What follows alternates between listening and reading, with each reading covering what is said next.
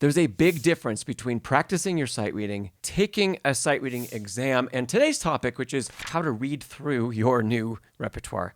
Now, when we're first looking at a new piece of music, we should strive to learn overall patterns that we see. We should be looking for repetitions in the type of technique that we need for the piece.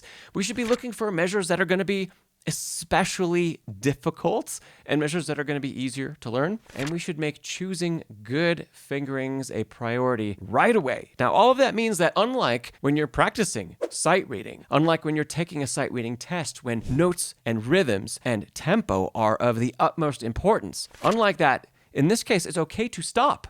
And it's okay to retry or work on small bits of a new piece. It's better to stop and pause and choose thoughtful fingerings than to just push through, maintaining a tempo and getting our notes and our rhythms exactly right. And it's okay to jump around the piece a little bit. So to demonstrate some of this, I'm going to read through Chopin's first Mazurka, Opus 6, number 1 in F sharp minor.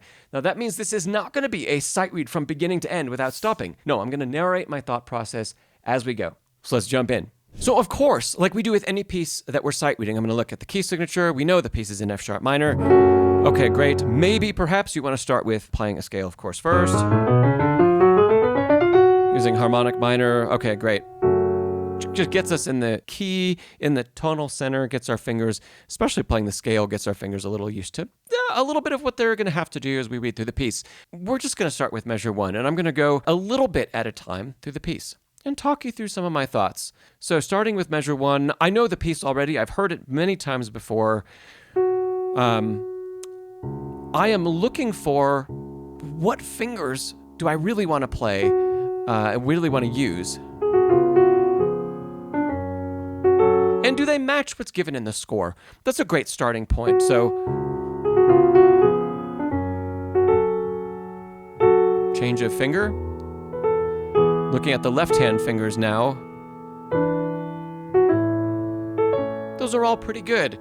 Okay, so notice as I just did this right now, how slow the tempo is. I know what the rhythms are, but I'm not trying to read and be really precise.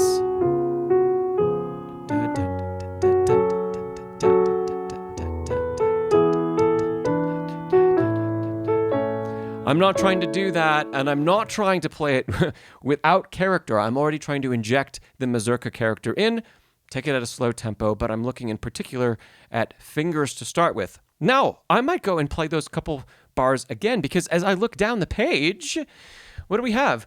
We've got, so we start with these bars, but then we have another theme, okay, in measure 5, but then da da da da da dum ba dum da dum. That main motif comes back. Okay, so if I spend a little more time from 1, it's going to come back again, and then we have another new theme here where the retard is. Also, we know later in the piece, this main theme that's in the first couple bars, that's going to continue to come back. So if I spend a little extra time right now working 1 through 4, that's going to be really worth it in the long run. So here we go. I'm already deciding I want to use the 3rd finger in the bass. I like the way that feels.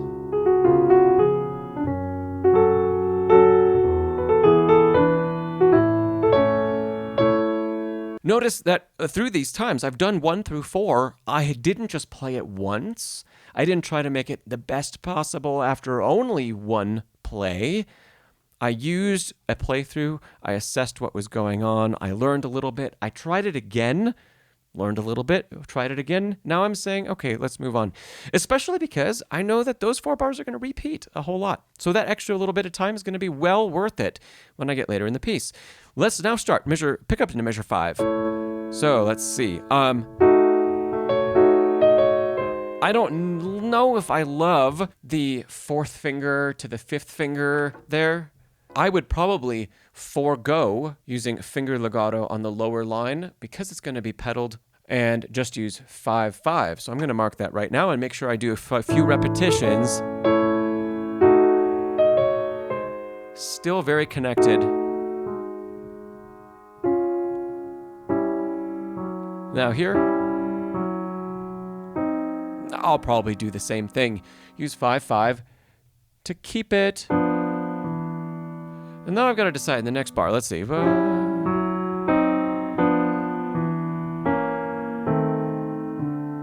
I like all of those playing 5/5, I think. So Let's try it.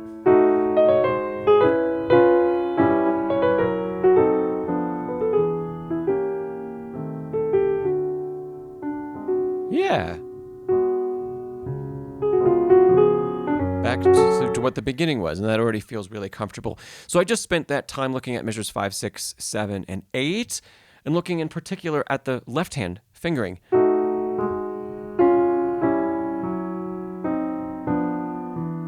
And as I read through that bar, now, you see, I'm not even trying to play both hands together. We're already transitioning in this first read to working on really specific things. So I've transitioned into just one hand and working that legato using the same fingers. Great. Now let's add the right hand to it.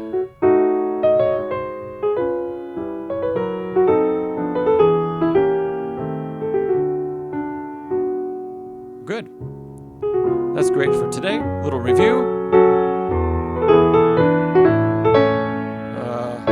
New section.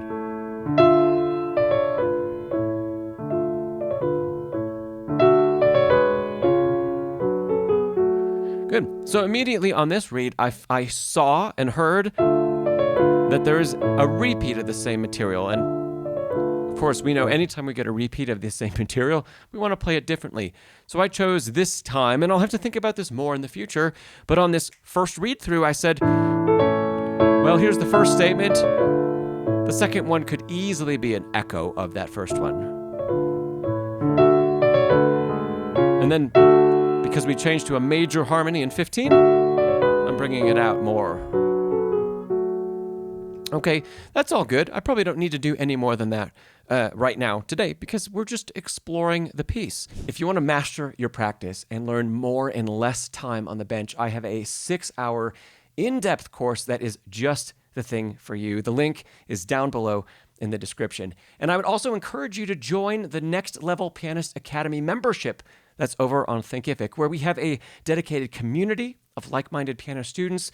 We have live and private Zoom workshops for members only. We have a chance to win a free private lesson from me every single month and access to every course I've ever created, including that one on practicing that I just mentioned. The link to that is also down below in the description. Let's go to the next page.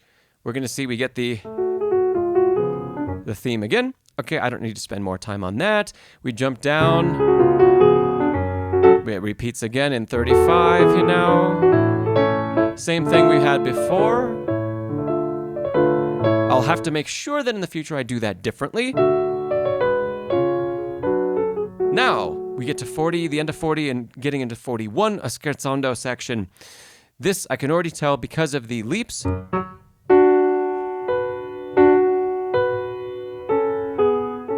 I'm going to have to be really particular about the fingers that I use. I like the ones that are given in the score. So I'm testing that one hand by itself. Now also the right hand.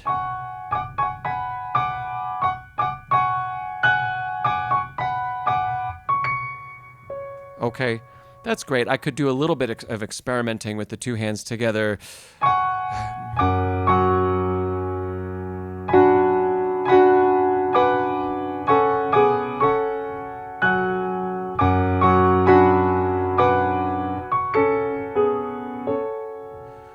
So just playing through a little bit of this, going back to those questions we asked at the beginning, these are measures that are going to take more time than everything that's on that first page.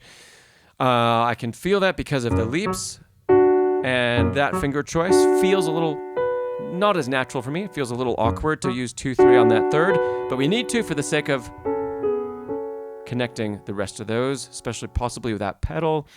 And this...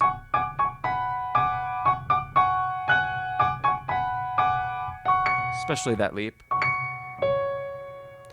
Okay, so as I've talked you through just some of these measures, right, we just finished identifying what some of the hardest ones are going to be in the piece.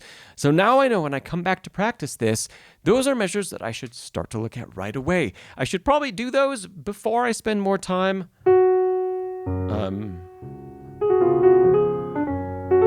on those first bars. But this scherzando is going to require more work. So I learned that in this read-through.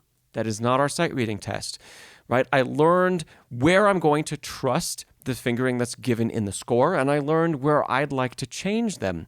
I learned just how often some of this musical material starts to repeat, right? And so because of kind of knowing that ahead of time, because of listening to the piece, I knew that I could spend a little more time on bars 1 through 4, and it would make a big difference in many of the other measures I was going to come to throughout.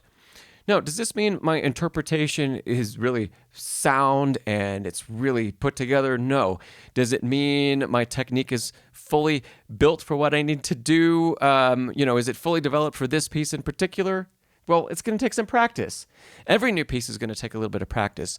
But just to draw our attention to it, what I did not try to do was read from the top down to the bottom of the piece and play every bar and play all of the notes and the rhythms correct.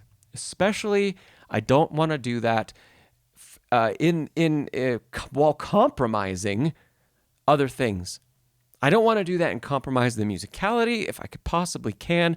I don't want to do that and compromise finger choices, because every motion I take in a repetition is already building patterns. It's already building muscle patterns. I want to make sure that I get all those patterns right, or as close to the ones that I want to use later. I want to build those right away. So I'm going to take this first read and make sure that all of that stuff is correct. Okay, so the first read through, we're identifying all of these things. We're assessing the music. We're assessing how we are responding to it. It is not a test of, can you get from the first bar to the end without playing any wrong notes? And if you are doing that, if you are using your first sight read as something like that, as a test, there are a lot of things that we possibly might be ingraining that we're going to have to undo later on.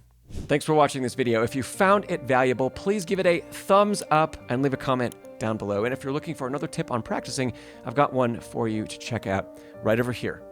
You've been watching Pianist Academy, where we make elite piano simple and attainable. I'll see you next time.